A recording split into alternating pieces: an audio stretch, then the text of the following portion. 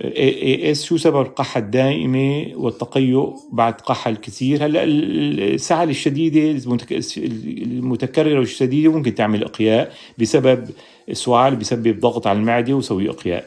أما سبب السعال المزمنة أسباب متعددة، أما بكون تحسسية، تحسس حنجري قصبي بسبب تعرض لشيء معين، غبار منزل، غبار طلع، برد، دخان، عطور يعني. وهذا علاج حساسية بمضادات الحساسية، مضاد الهستامين، الوراتيدين، كلاريتين، وبخاخ فيه كورتيزون إذا في عندك بخاخ فيه كورتيزون، وتاخذ معه كورس كورتيزون.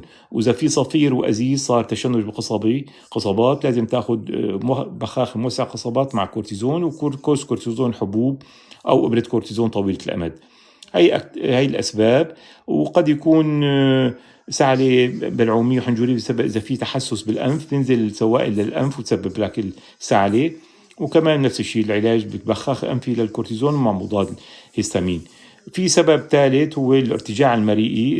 إذا عندك مشكلة في المعدة، حرقة وحمضة والسوائل عم تطلع، هي ممكن توصل للحنجرة والقصبة وتسبب سعال جاف يعني. فبهالحالة بدك تعالج السبب هو الارتجاع المرئي، وتشخيصه طبعا بيكون بتنظير المرئي.